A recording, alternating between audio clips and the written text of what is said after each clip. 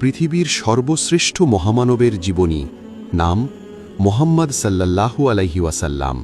জন্ম 12ই রবিউল আউয়াল 570 খ্রিস্টাব্দ।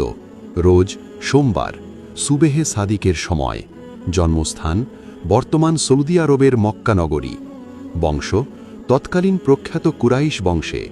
পিতা নাম আব্দুল্লাহ, মাতার নাম আমেনা, দাদার নাম আব্দুল মুত্তালিব, দাদির নাম ফাতেমা বিনতে আমার ইবনুল আয়েজ, নানার নাম ওহাব, নানির নাম বাররা, ধাত্রীমাতার নাম ফাতেমা বিনতে আব্দুল্লাহ, দুধমাতার নাম হালিমা। মক্কায় বসবাস 50 বছর। নবুয়তের বয়স 40 বছরে। মদিনায় থেকেছেন 13 বছর। দিন ইসলাম প্রচার 23 বছর। জবান মুবারকের প্রথম বাক্য আল্লাহু আকবার কাবীরা ওয়ালহামদুলিল্লাহি হামদান কাসীরা ওয়া সুবহানাল্লাহি বুকরাতাও ওয়া আসীলা। নবীজির বংশধারা। নবীজি ছিলেন ইসমাইল আলাইহিস সালাম এর বংশধর। পিতার মৃত্যু। নবীজির জন্মের পূর্বে পিতা আব্দুল্লাহ মাত্র 25 বছর বয়সে এবং বিয়ের মাত্র 1 বছর পর মৃত্যুবরণ করেন। মাতার মৃত্যু। নবীজির বয়স যখন মাত্র 6 বছর, তখন পিতার কবর দেখতে গিয়েছিলেন মায়ের সাথে। কবর দেখে ফেরার পথে আবুয়া নামক স্থানে মা আমেনা মৃত্যুবরণ করেন এবং সেখানেই তাকে দাফন করা হয়। ব্যবসায়ী মুহাম্মদ সাল্লাল্লাহু আলাইহি ওয়াসাল্লাম। নবীজির চাচা আবু তালিব একজন ব্যবসায়ী ছিলেন।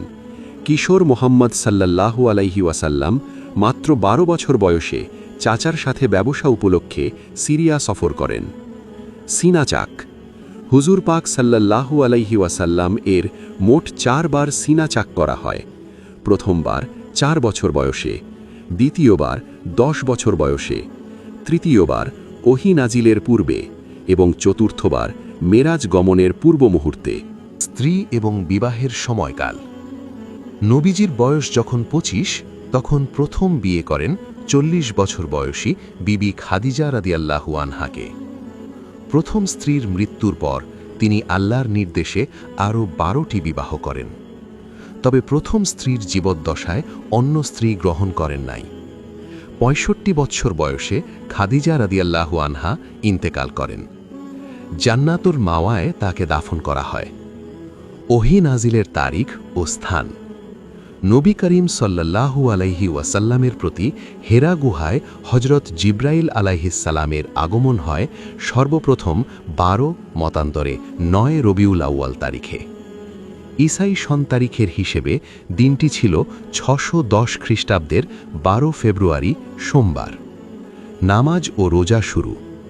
সূরা গাফেরের 55 নং আয়াত নাজিল হওয়ার পর সূর্যোদয়ের আগেই 2 রাকাত এবং সূর্যাস্তের পূর্বক্ষণে 2 রাকাত, মোট 2 ওয়াক্তে 4 রাকাত নামাজ ফরজ হয়।